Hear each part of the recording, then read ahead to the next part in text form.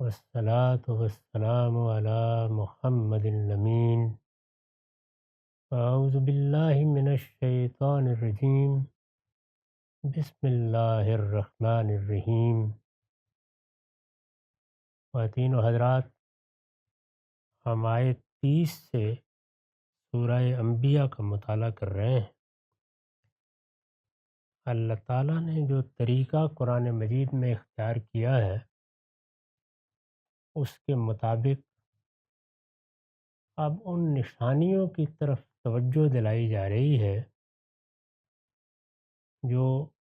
توحید پر بھی دلالت کرتی ہیں اور انسان اس کائنات کے بارے میں جن غلط فہمیوں میں مبتلا ہوتا ہے ان کے بارے بھی متنبع کرتی ہیں. اس کی ابتدا یہاں سے ہوئی ہے کہ یہ نشانیاں مانگتے ہیں، یعنی ان کے سامنے جب علم و عقل کے دلائل پیش کیے جاتے ہیں تو اس کے جواب میں یہ کہتے ہیں کہ کوئی خارق عادت چیزیں دکھائیے، آسمان سے کوئی فرشتہ نازل ہو جائے، اللہ تعالیٰ اپنی کتاب لوگوں کے ہاتھ میں پکڑا دیں، پیغمبر کے گرد و پیش ہمیں فرشتے چلتے ہوئے نظر آئیں. اس طرح کے مطالبات قرآن کے دوسرے مقامات پر بیان ہوئے ہیں. اسی طرح کا ایک مطالبہ یہ بھی تھا کہ تم بار بار کہتے ہو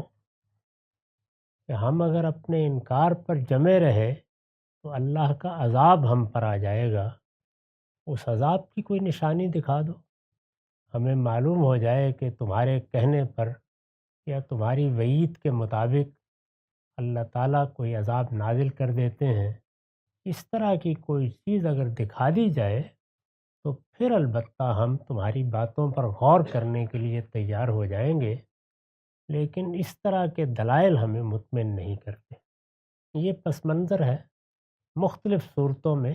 یہ اسی طرح پیدا ہوتا ہے اور پھر اللہ تعالیٰ توجہ دلاتے ہیں کہ یہ کائنات جو تمہارے گرد و پیش میں پھیلی ہوئی ہے اس میں جو میری نشانیاں ہیں کیا یہ تمہیں نظر نہیں آتی؟ تمہاری بصیرت کی آنکھیں ان کو نہیں دیکھتی؟ یہ نشانیاں ہیں جو تمہارے گرد و پیش میں اس طرح بکھری ہوئی ہیں کہ اگر تم نگاہ اٹھا کے دیکھو تو ہر برق دفتری معرفت کردگار. اس میں کیا نشانیاں مانگتے ہو؟ اس پس منظر میں اب یہ فرمایا ہے کہ اولم یر الذین کفروا ان السماوات والارض کانتا رتقا ففتقناہما. کیا ان منکروں نے بارہا دیکھا نہیں کہ آسمان اور زمین دونوں بند ہیں، پھر ہم نے ان کو کھول دیا. اس کی وضاحت میں پچھلی نشست میں کر چکا ہوں. یعنی بارہا ایسا ہوتا ہے کہ اللہ تعالیٰ بارش روک دیتے دنوں کے لیے، مہینوں کے لیے، بعض اوقات برسوں کے لیے روک دیتے ہیں، اور جب رک جاتی ہے تو جو صورتحال نظر آ رہی ہوتی ہے اس کو یہاں اس طرح تعبیر کیا ہے کہ آسمان کی طرف دیکھیں تو وہ ایک قطرہ پانی کا گرانے کے لیے تیار نہیں. اس طرح معلوم ہوتا ہے گویا قفل لگا ہوا ہے، اور جب ادھر سے پانی نہیں برستا تو زمین بھی اپنے رحم کو بند کر لیتی ہے، اس کی کوکھ سے بھی کچھ پیدا نہیں ہوتا. پانی گرتا ہے تو ادھر آسمان کھل جاتا ہے، ادھر زمین بھی اپنا دامن وا کر دیتی ہے. اس کو کانتا رتقن سے تعبیر کیا ہے. تم دیکھتے ہو کہ دونوں بند ہیں، اور فرمایا کہ پھر ہم حکم دیتے ہیں، پانی برسنا شروع ہو جاتا ہے، اور جب پانی برستا ہے تو کیا تم نے دیکھا نہیں کہ ہم نے ہر زندہ چیز کو آسمان کے پانی سے پیدا کیا ہے. یعنی ادھر وہ برستا ہے، ادھر زمین اپنے اکھوے نکالتی ہے، اور دیکھتے ہی دیکھتے سرسبز و شاداب ہو جاتی ہے. زمین میں زندگی کی نمود پانی سے ہوئی ہے. یہ واقعہ بھی ہے، ہماری تحقیقات کا نتیجہ بھی ہے، اور قرآن بھی اس کو بیان کر رہا ہے. تو قرآن مجید نے یہ اس مشاہدے کی طرف توجہ دلائی ہے جو ہم میں سے ہر ایک کو کسی نہ کسی درجے میں پیش آتا ہے۔ ان لوگوں کو جو صحراؤں میں رہتے ہیں، جہاں بارش نہیں ہوتی یا دنوں تک نہیں ہوتی، ہفتوں تک نہیں ہوتی، یہ منظر بہت کچھ دیکھنے کو ملتا ہے، اور بالکل وہی تصویر ہوتی ہے کہ زمین پر بھی تالے لگے ہوئے ہیں اور آسمان پر بھی قفل پڑے ہوئے ہیں۔ وہ بھی بند ہے اور زمین بھی بند ہے،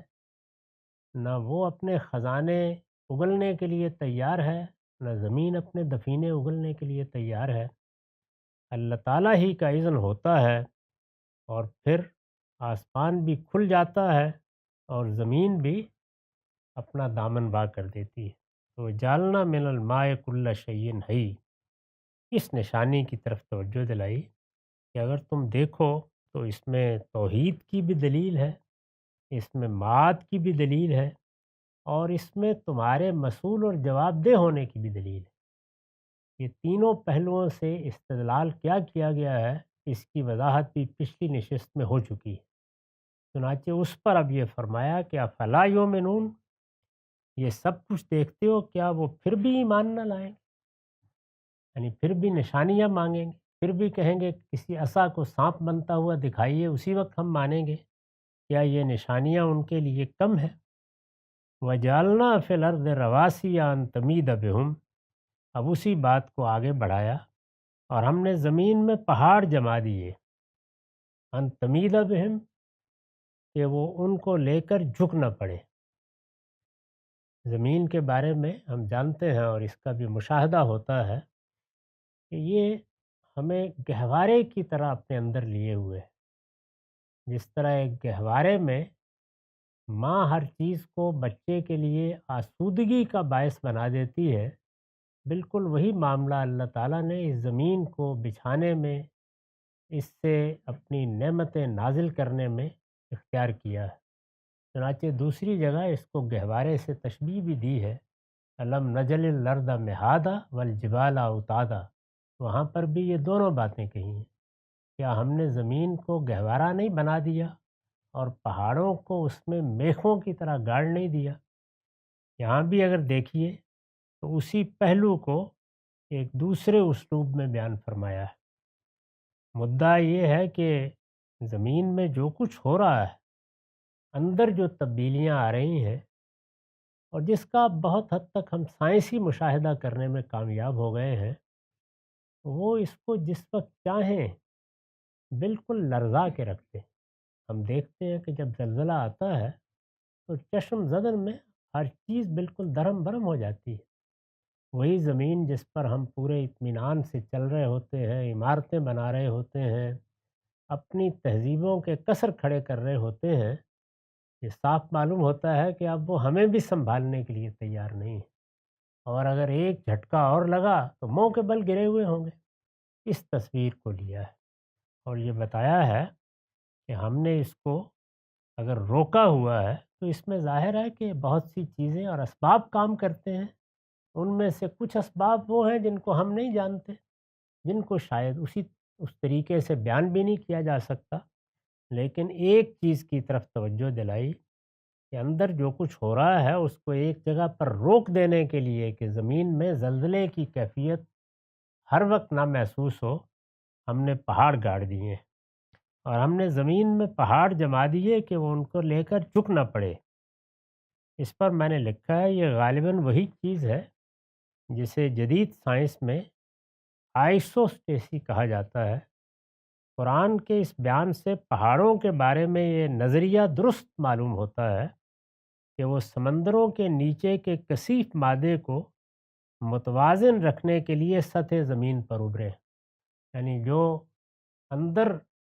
ایک حرکت ہو رہی ہوتی ہے، وہ حرکت کسی جگہ رک جائے اور زمین ایک گہوارے کی طرح کھڑی رہے، وہی حرکت ہے جس میں ادنا درجے کا تزلزل آتا ہے، پھر زلزلے آ جاتے ہیں۔ پھر ہم دیکھتے ہیں کہ ہماری وہی زمین نہ عمارتوں کو اس طرح قائم رہنے دے رہی ہے، نہ ہمیں اپنے پاؤں پر کھڑا رہنے دے رہی ہے۔ ایسا نہ ہوتا تو زمین اسی طرح ہلتی رہتی جس طرح اب زلزلہ آ جائے تو ہلتی ہے۔ اس سے قرآن نے تصور دلایا ہے کہ ذرا غور کرو، ہم کبھی کبھی اس کو ہلا کر بتاتے ہیں کہ یہ ہلنے لگ جائے تو تمہارے ساتھ کیا ہو، یعنی کوئی بڑی قیامت برپا کرنے کی ضرورت نہیں ہے، بس یہ ہلتی ہی رہے تو اندازہ کر سکتے ہو کہ تمہارے ساتھ کیا معاملہ ہو جائے گا۔ ہم نے اس کو پابرجا رکھنے کے لیے جو جو اہتمام کیے ہیں ان میں سے ایک اہتمام یہ بھی ہے، اس کی جانب توجہ دلا دی ہے۔ اس کے لیے جو الفاظ قرآن میں آئے ہیں ان میں ان سے پہلے لام علت عربیت کے اسلوب پر مقدر ہے، یہ زبان کے طالب علموں کو توجہ دلائی ہے۔ ہم نے ترجمہ اسی کے لحاظ سے کیا ہے، یہ اسی طرح کا اسلوب ہے جیسے ہم کہتے ہیں کہ حاذا دواؤن للحمہ، یہ بخار کی دعا ہے۔ تو ظاہر ہے کہ اس میں جو اس کے اثرات ہوتے ہیں ان کو بیان کرنے کے لیے یہ اسلوب اختیار کیا جاتا ہے کہ ہم نے ایسا کیا ہے، تو اس سے ہمارا مقصد یہ ہے کہ زمین میں ہر وقت زلزلے ہی محسوس نہ ہوتے رہیں، وہ تمہارے لیے گہوارہ بنے، تم اس پر پاؤں جما کر کھڑے ہو، تمہاری فلک بوس عمارتیں اس پر بلند ہوں، تمہاری تہذیب کا قصر اس پر تعمیر ہو۔ یہ سب اسباب ہم نے فراہم کیے۔ پھر فرمایا کہ وجالنا فیہا فجاجن سبلا، اور ان پہاڑوں کے اندر راستے کے لیے درے بنائے، لعلہم یہتدون، تاکہ لوگ اپنے لیے راہ پالیں۔ یعنی اس طرح نہیں ہے جیسے کبھی صحراؤں میں تجربہ ہوتا ہے کہ حد نظر تک زمین بچھی ہوئی ہے، کوئی علامت ہی نہیں ہے، اور جب وہ سب علامتیں ختم ہو جاتی ہیں تو راہ پانے کی گنجائش بھی نہیں رہتی۔ اس میں پھر غیر معمولی اہتمام کر کے ہی آدمی کوئی راہ پا سکتا ہے۔ اللہ تعالیٰ نے نشے فراز ایسے بنا دیے ہیں، پہاڑ ہیں، درے ہیں، اسی طرح زمین میں درختوں کی، جنگلوں کی نشانیاں پیدا کر دی ہیں، جس سے وہ علامتیں قائم ہو جاتی ہیں کہ ہم راہیں دیکھ لیتے ہیں، راستہ چل سکتے ہیں، ورنہ کسی کو راہ نہ ملے اور زمین پر لوگ بالکل سرگرداں ہو کر رہ جائیں، جیسے کبھی صحرائے گوبی میں یا رب الخالی میں یا اسی طرح مراکش کے صحرا میں کسی نے سفر کیا ہو، تو پھر سفر کرنے والے ہی بتا سکتے ہیں کہ وہاں انسان کو کس طرح کی رہنمائی کی ضرورت ہوتی ہے۔ جبکہ جو ہماری زمین ہے جس کو اللہ تعالیٰ نے رہنے کے قابل بنایا ہے،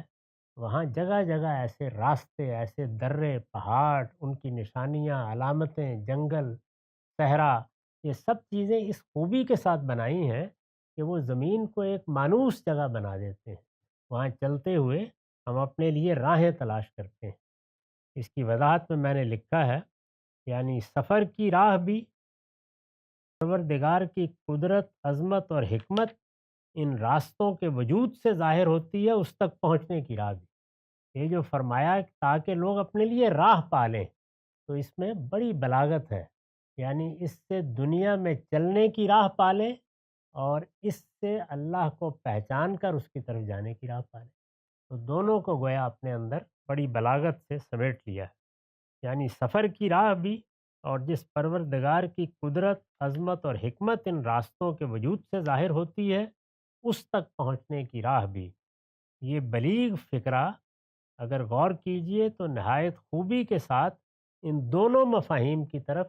اشارہ کرتا ہے۔ یہ بھی بتاتا ہے کہ اللہ کی کتنی بڑی نعمت ہے جو تمہیں اس زمین پر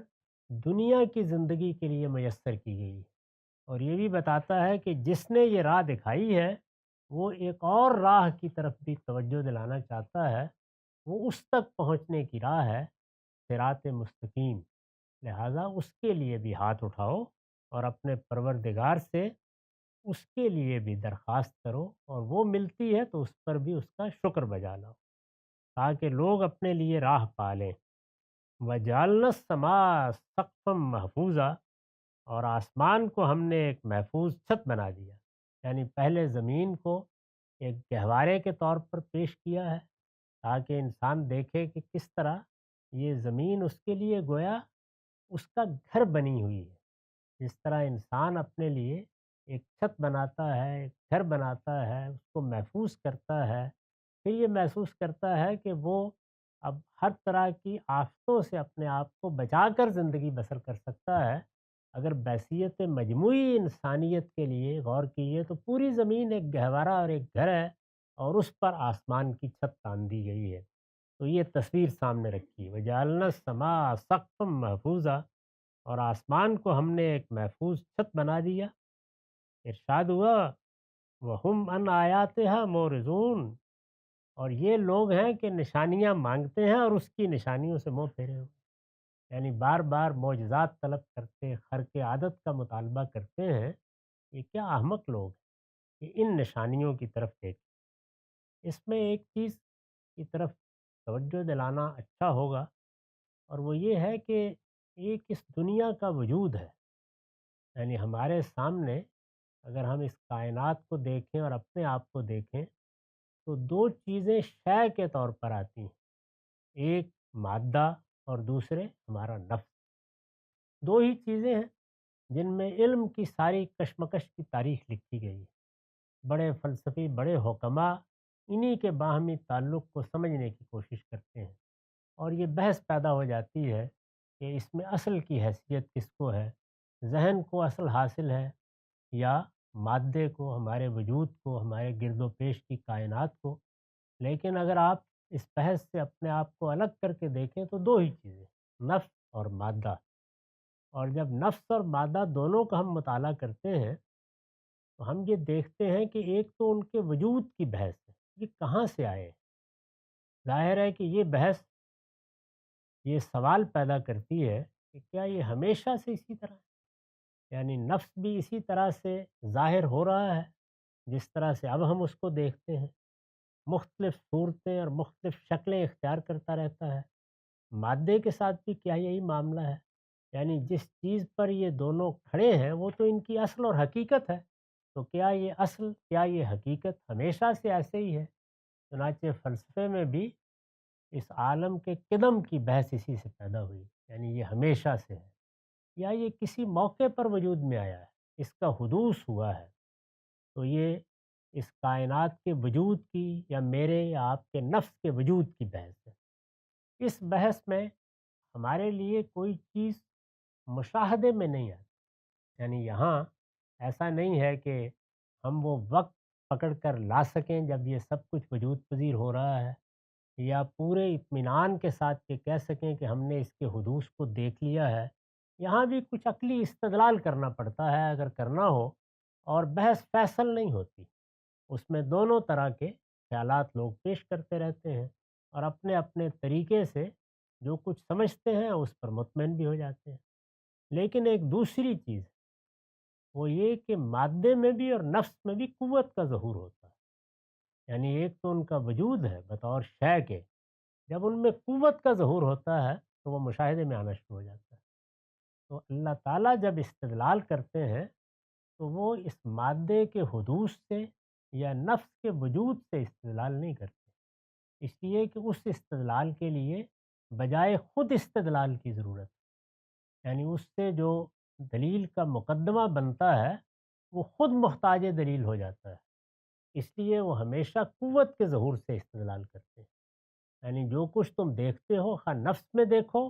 یا مادے میں دیکھو، تو اس سے کیا کچھ ہو رہا ہے۔ قوت جب ظاہر ہوتی ہے تو وہ شے کو فعل کی صورت میں دکھاتی ہے، اور جب فعل کی صورت میں دکھاتی ہے تو پھر گویا جو فعل صادر ہو رہا ہے وہ ہمارا مشاہدہ بن جاتا ہے، اور جب مشاہدہ بن جاتا ہے تو وہ بنائے استدلال پیدا ہوتی ہے جس کو قرآن اپنے استدلال کی بنیاد بناتا ہے۔ تو قرآن مجید نے یہاں بالکل یہی کیا کہ جب انہوں نے نشانیاں مانگی ہیں تو ارشاد فرمایا کہ وہ بھی ہم دیتے رہے ہیں، یعنی یہاں لٹھیا سانپ بھی بنی ہے اور بھی بڑے مشاہدات لوگوں کو ہوئے ہیں، لیکن علم و عقل کے ساتھ کسی چیز کو سمجھنے کے لیے کیا ایسے ہی مطالبے ضروری؟ کیا آسمان سے کتاب ہی ہاتھ میں پکڑائی جائے؟ کیا فرشتے ہی بے نقاب ہوں گے تو تم حقائق کو مانو گے؟ ہم نے تمہیں عقل سے، شعور سے نوازا ہے، اس لیے ذرا ان نشانیوں پر بھی غور کرو جو تمہارے گرد و پیش میں ہر وقت نمودار ہو رہی ہیں، کیونکہ قوت کا ظہور مسلسل ہوتا رہتا ہے، بار بار ہوتا رہتا ہے، یعنی اس میں کبھی انقطاع نہیں آتا۔ ہم آنکھ اٹھائیں تو کبھی جمادات میں اس ظہور کو دیکھتے ہیں، کبھی نباتات میں اس ظہور کو دیکھتے ہیں، کبھی حیوانات میں اس ظہور کو دیکھتے ہیں، یہاں تک کہ خود ہماری آغوش میں جب ہماری ہی اولاد ڈالی جاتی ہے تو اس کو بالکل اس کے درجہ کمال پر دیکھ لیتے ہیں، کیونکہ معاف کی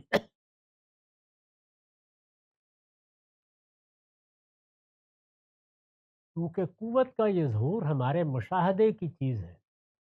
اور سب سے زیادہ قوی استدلال وہی ہوتا ہے جس کی ابتدا علم بالحواس سے کی جائے، یعنی ہم براہ راست اس کو دیکھیں، براہ راست اس کا تجربہ کر سکیں، وہ ہمارے لیے کوئی اطلاع کی یا خبر کی چیز نہ ہو، اس کو خود عقلی استدلال سے دریافت نہ کرنا پڑے، وہ ہمارے لیے ایک بدیہی حقیقت ہو، ہم اس کو ضروری علم کے طور پر جانتے ہوں، تو یہ جو مشاہدہ ہے ہمارا، ہر جگہ فعل کا ظہور ہو رہا ہے، یعنی جس وقت جمادات اپنی صورتیں تبدیل کرتے ہیں وہ بھی نظر آتے ہیں، جس وقت نباتات اپنے اخوے نکالتے ہیں تو وہ بھی نظر آتے ہیں، ہم ان کو دیکھ سکتے ہیں، ایک بیج سے درخت کیسے پھوٹ رہا ہے، اس ذرے کو دیکھ سکتے ہیں جو مختلف صورتیں اختیار کرتا ہے، اس قطرے کو دیکھ سکتے ہیں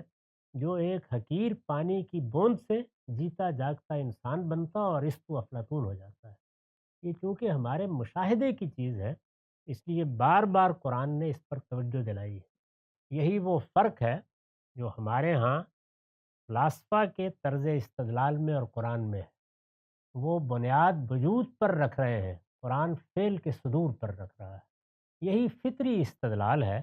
چنانچہ دیکھیے کس خوبی کے ساتھ توجہ دلاتا ہے، تم نے دیکھا نہیں کہ زمین اور آسمان دونوں بند پڑے ہوتے ہیں، یعنی زمین اور آسمان کا وجود زیر بحث نہیں ہے، جو کیفیت ان پر طاری ہے بند پڑے ہوئے ہیں، پھر کیا ہوا؟ پھر ہم نے ان کو کھول دیا، یعنی اوپر سے پانی برسنا شروع ہو گیا، اور زمین پر وہ پانی بعد میں آتا ہے، اس سے پہلے وہ اپنا رحم کھول دیتی ہے، اور تم دیکھتے ہو کہ کیسے اقوے نکلتے، کیسے صحرا شاداب جنگل بن جاتے ہیں، دیکھو اس کو، پھر دیکھو کہ وہی پانی ہر زندہ چیز کو پیدا کرتا چلا جاتا ہے، یعنی وہ گویا حیات بخش ہے، لوگ آب حیات تلاش کرتے ہیں، یہ دیکھتے نہیں ہیں کہ وہ روز ان کے اوپر برستا ہے، یا پھر بھی وہ ایمان نہ لائے، یعنی اگر غور کرنا تھا تو اس چیز پہ غور کرنا تھا، اللہ تعالیٰ کی ان نشانیوں کو دیکھنا تھا، اسی کو آگے بڑھا کر پھر زمین کے بارے میں بتایا، ہمارے لیے گہوارہ بنی ہوئی ہے، تم نے کبھی غور نہیں کیا، یہ فضا میں معلق ہے، اس کو ذرا سا جھٹکا دے دیا جائے تو یہ تمہیں لے کر گر پڑے گی، تم بھی قائم نہیں رہ سکو گے، اس وقت بھی جب زلزلہ آتا ہے تو تم پابر جان نہیں رہ سکتے، ہم نے اس کے لیے بھی اہتمام کیا ہے، اس کو اس میں بدلا ہے، اس کا مطالعہ کرو، اس کا مشاہدہ کرو اور اس کو دیکھو، اور پھر انہی پہاڑوں کے اندر جو اس کو سنبھالے ہوئے ہیں تمہارے لیے درے اور راستے نکال دیے، وہ اس لیے نکالے ہیں کہ تم راہ پالو، وہ راہ جو تمہیں دنیا میں راہ دکھائے، اور وہ بھی جو خدا تک پہنچائے، ان سے معرفت حاصل کرو، لعلہم یہتدون، پھر آسمان کی طرف توجہ دلائی، اور یہی اسلوب کم و بیش مختلف طریقوں سے سورہ نبا میں اختیار کیا ہے اور صورتوں میں اختیار کیا ہے، یہاں پر بھی پھر آسمان کی طرف توجہ دلائی ہے کہ آسمان کس طرح ایک محفوظ چھت بنا دیا گیا ہے، وہ تمہارے اوپر سایہ کیے ہوئے ہیں، یعنی تم دیکھو تو ایسے لگتا ہے کہ ایک بڑا قصر ہے جو پوری انسانیت کے لیے تعمیر کیا گیا ہے، اس میں کس طرح ایک بیت معمور ہے اور ایک سقف مرفوع ہے، دوسری جگہ یہی تعبیریں اختیار کی ہیں، اس کی وضاحت میں نے لکھا ہے، یعنی ایک ایسی چھت، آسمان کے بارے میں فرمایا، یعنی ایک ایسی چھت جس کی وسعت و پہنائی کی کوئی حد نہیں، یعنی اگر اس کی وسعتوں کا اندازہ کرنے کی کوشش کی جائے تو انسان کے سارے تصورات ختم ہو جاتے ہیں، چنانچہ یہی ہوا ہے، جیسے جیسے ہم نے فاصلے ماپنے شروع کیے ہیں تو معلوم ہوا کہ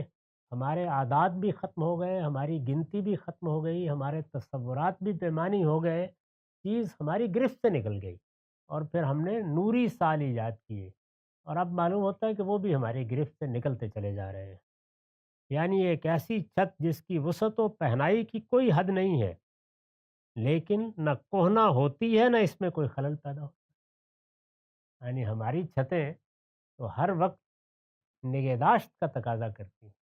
ذرا دیکھ لیں کہیں کوئی جانور تو نہیں گھس گیا، کہیں سے ٹوٹ تو نہیں گئی، کہیں سے پانی تو نہیں آ جائے گا۔ لیکن یہ اس پروردگار کی بنائی ہوئی چھت ہے کہ نہ یہ کہنا ہوتی ہے، نہ اس پر کبھی بوسیدگی طاری ہوتی ہے، نہ کوئی خلل پیدا ہوتا ہے۔ یہ ایسی محکم ہے کہ دیکھنے والے اس غلط فہمی میں مبتلا ہو جاتے ہیں کہ ازل سے ہے اور ابد تک قائم رہے۔ یعنی ایسی چھت ہے کہ جب انسان غور کرتا ہے تو اس کے لیے یہ ماننا مشکل ہو جاتا ہے کہ یہ کسی وقت وجود میں آئی ہے۔ یعنی وہ اس کو اس طرح محکم دیکھتا ہے کہ اس کا پہلا خیال یہی پیدا ہوتا ہے کہ ہمیشہ سے ایسی چلی آ رہی، ازل سے ہے۔ اور جب اسے بتایا جاتا ہے کہ ایک دن یہ درہم برہم کر دی جائے گی، یہ سورج چاند ایک دوسرے میں جمع کر دیے جائیں گے، اس زمین و آسمان کو ایک نئی زمین اور نئے آسمان میں بدلا جائے گا، تو اس کو باور نہیں آتا کہ اتنی محکم کھڑی ہوئی یہ دنیا کیسے ختم ہو جائے گی۔ تو وہ اس کو ازل سے ماننے اور ابد تک ماننے کے لیے تیار ہو جاتا ہے۔ یہ اتنی محکم ہے اور اتنی وسیع ہے اور اس طرح پائیدار بنائی گئی ہے۔ اور یہی نہیں، اب تو ہم یہ بھی جانتے ہیں کہ اس کی ترکیب اس طرح ہے، یعنی یہ چھت ایسی چھت نہیں ہے جیسے ہم بناتے ہیں، بلکہ یہ سارا نظم اس طرح قائم کیا گیا ہے، اس کو اس طرح تالیف کیا گیا ہے، اس کی ترکیب اس طرح ہے کہ یہ ہم کو سورج کی نقصان دہ شعاؤں سے بھی بچاتی ہے اور شہاب ثاقب کی اس بارش سے بھی جو 10 کھرب روزانہ کے اوسط سے زمین کی طرف گرتے ہیں۔ یعنی اگر یہ چھت اس طرح محکم نہ رکھی جائے، اس کے رستے میں وہ رکاوٹیں نہ پیدا کی جائیں، وہ سارا اہتمام نہ کیا جائے، تو جو بارش اس پر ہو رہی ہے شہاب ثاقب کی، اور جو سورج برہنہ ہو کر اس کو جلانے کے لیے تیار بیٹھا ہے، اس پر زندگی نام کی کسی چیز کا تصور بھی نہ کیا جا سکے۔ تو اس پروردگار نے اس کو محکم بھی بنایا ہے اور محفوظ بھی بنایا ہے۔ پھر اس کے خالق نے صرف محکم اور محفوظ ہی نہیں، پھر اس کے خالق نے اسے ایسے کمکموں سے سجا دیا ہے جن کی حسن افروزی اور فیض بخشی ہر اندازے اور خیال سے باہر۔ یہ اللہ تعالیٰ نے ہم آپ کی توجہ دلائی ہے۔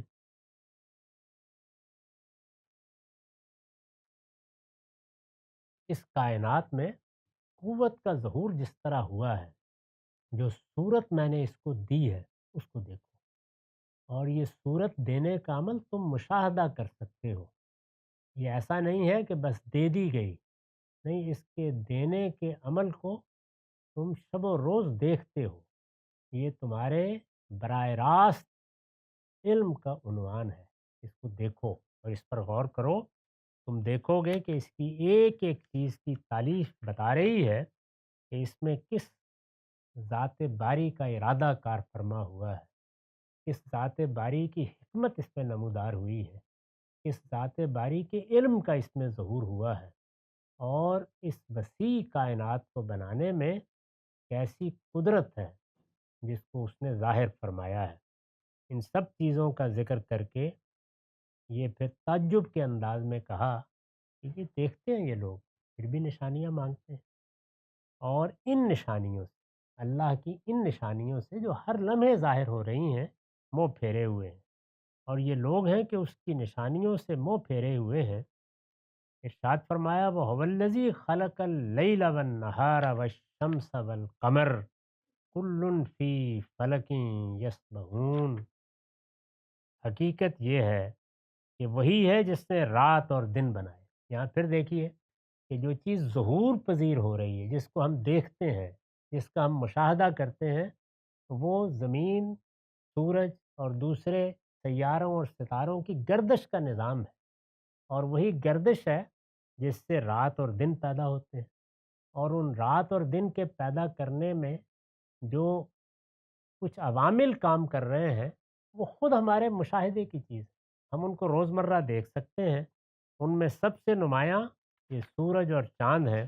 جن میں سے ایک ہمارے دن کو روشن کرتا ہے، دوسرا ہماری رات کو روشن کرتا ہے۔ اور آخر میں فرمایا، وَكُلٌّ فِي فَلَكٍ يَسْبَحُونَ۔ ان میں سے ہر ایک اپنے ایک مدار میں گردش کر رہا ہے۔ یہ دیکھو کہ یہ گردش ہے ان کی جو تمہارے لیے رات دن پیدا کر رہی ہے۔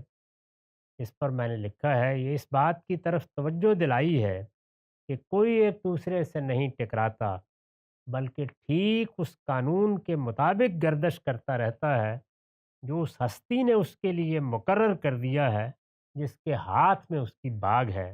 اور جو کائنات کے مجموعی مفاد کے لیے اس کو مسخر کیے ہوئے۔ یعنی سورج اور چاند،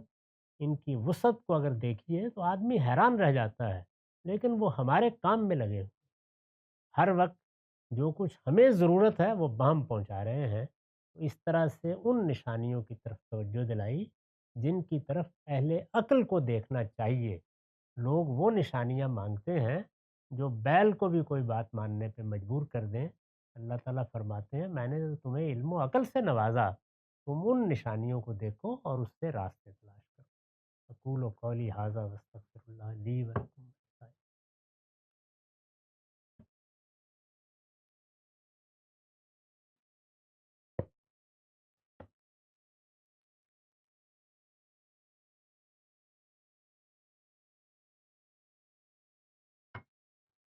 بسم اللہ الرحمن الرحیم۔ عن ابن عباس قال لما دخل النبی صلی اللہ علیہ وسلم البیت دعا فی نواحی کلہا ولم یصل حتی خرج منہ فلما خرج رکع رکعتین فی قبل الکعبہ وقال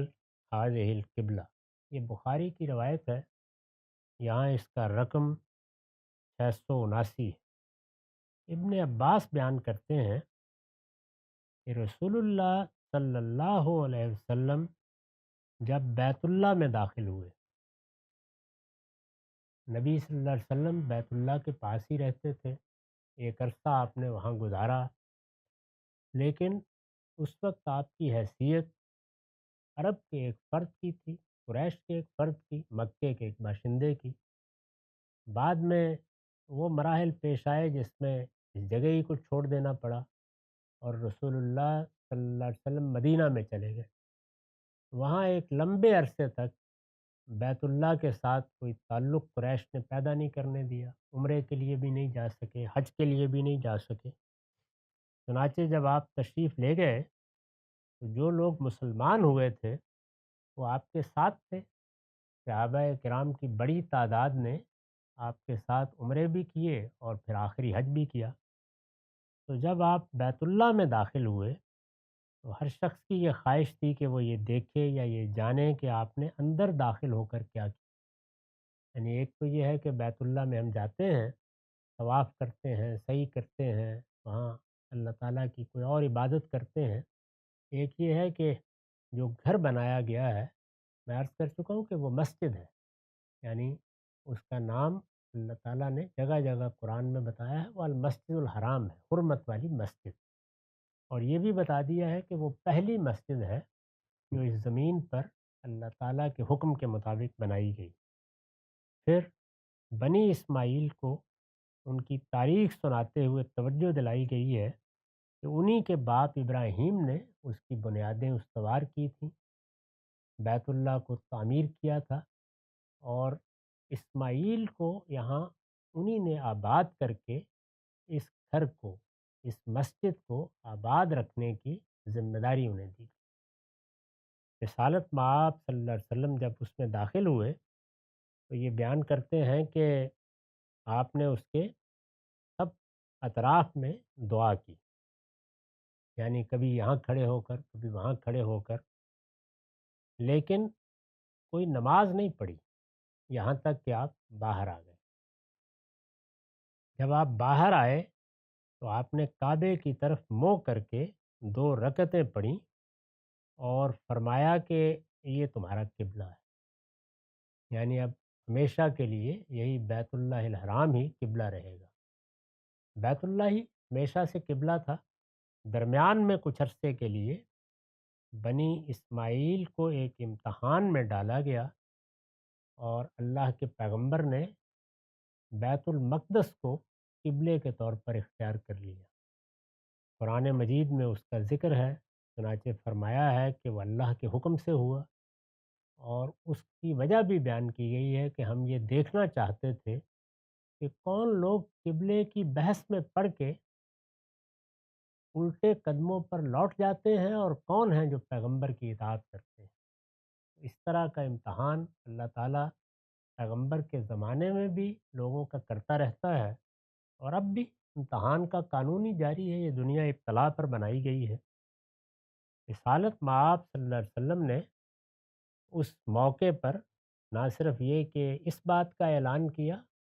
کہ یہ اب ہمیشہ کے لیے تمہارا قبلہ ہے، یہی بات قرآن مجید بتا چکا ہے۔ قرآن مجید کی سورہ بقرہ میں یہ کہہ دیا گیا تھا کہ ہم نے اسی مسجد کو قبلے کی حیثیت سے بحال کر دیا ہے۔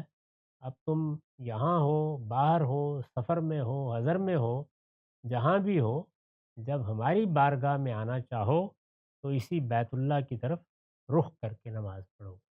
تو یہ تو خیر وہ بات ہے جو بالکل عام ہے، جو قرآن میں بھی بیان ہوئی ہے، جس سے ہر مسلمان واقف ہے۔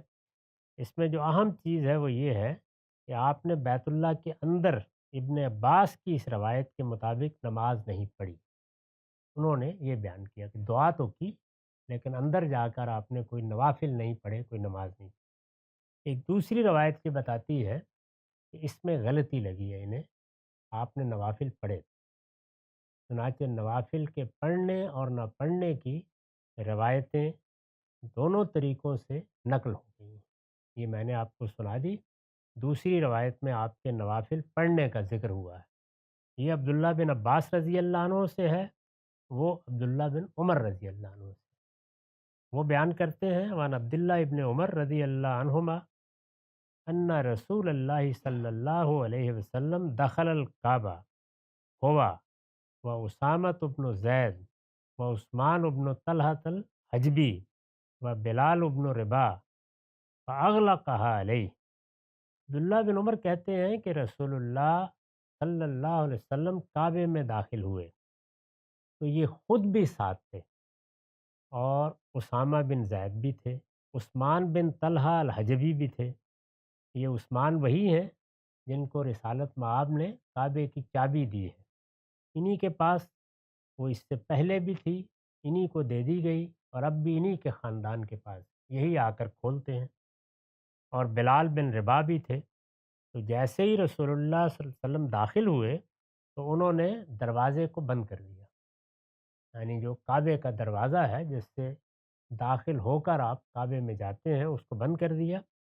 رسول اللہ صلی اللہ علیہ وسلم کچھ دیر اندر رہے، تو یہ کہتے ہیں کہ میں نے بلال سے جب وہ نکلا تو میں نے پوچھا کہ ماذا صنع رسول اللہ، رسول اللہ نے وہاں کیا کیا؟ یعنی عبداللہ بن عمر نے ان سے پوچھا کہ معاف کیجیے گا، تو یہ کہتے ہیں کہ میں نے یہ پوچھا ان سے کہ رسول اللہ صلی اللہ علیہ وسلم نے اندر جا کر کیا کیا؟ فقال، تو بلال نے یہ بتایا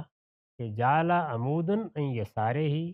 و عمودین ان یمین ہی و ثلاثت عامدہ وراہ۔ انہوں نے پوری تصویر بیان کی کہ میں تمہیں بتاتا ہوں کہ آپ کہاں کھڑے ہوئے تھے۔ کعبے کے اندر 6 ستون ہیں، تو انہوں نے یہ بتایا کہ ایک ستون کو آپ نے اپنے بائیں رکھا، 2 ستونوں کو دائیں رکھا، اور 3 ستون آپ کے پیچھے آ گئے۔ اور اس زمانے میں وکان البیت یومئذ علی 6 اعمدہ، اس زمانے میں بیت اللہ میں 6 ستونوں پر چھت کھڑی تھی، پھر آپ نے وہاں نماز پڑھی۔ تو اس سے یہ معلوم ہو گیا کہ پہلی روایت میں غالباً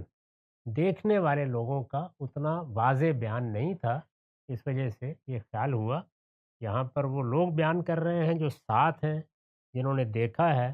اور وہ یہ بتا رہے ہیں کہ جا کر رسول اللہ صلی اللہ علیہ وسلم نے کیا کیا، تو آپ نے دعا بھی کی ہوگی جس کو وہاں بیان کیا گیا ہے، اور اس طریقے سے آپ نے نماز بھی پڑھی۔ اس سے یہ معلوم ہو گیا کہ جس طریقے سے کعبے کے باہر ہم نماز پڑھتے ہیں،